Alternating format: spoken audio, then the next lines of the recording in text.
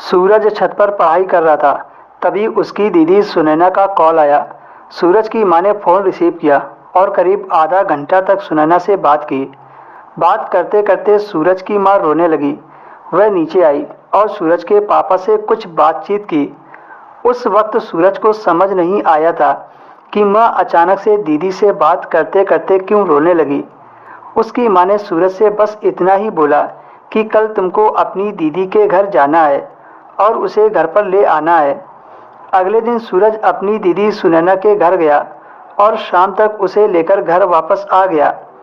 जब 2-4 दिन गुजर गए तब सूरज ने अपनी माँ से पूछा, माँ आपने दीदी को अचानक से घर पर क्यों बुला लिया है? उसकी माँ ने कहा, तुम्हारी दीदी की जीजा के साथ लड़ाई हो गई है। मैंने सोचा 2-4 दिन यहाँ रहेगी तो उसका दिल बहल जाएगा।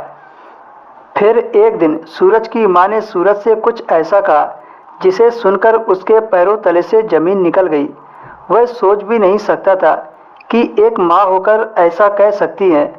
आखिर मैं तो उसका सगा भाई था और सगा भाई अपनी बहन के साथ ऐसा कैसे कर सकता है? लेकिन माँ का हुक्म था, वह टाल भी नहीं सकता था। माँ ने सूरज को अपने कमरे में बुलाया और कहा, देख बेटा, आज तेरे पापा घर पर नहीं है, इसलिए आज ही तुम इस काम को कर दो। घर की इज्जत घर में रह जाएगी और इस बात के बारे में पापा को पता नहीं लगना चाहिए कि यह काम तुमने अपनी बहन के साथ किया है।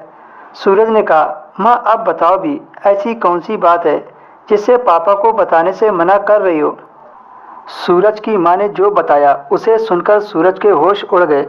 माँ ने कहा, तुम्हारी दीदी कभी माँ नहीं बन सकती क्योंकि तुम्हारे जीजा जी में कमी है, पर इस बात को उसके ससुराल वाले नहीं मान रहे हैं। वो लोग कहते हैं कि दिक्कत तुम्हारी बहन में है।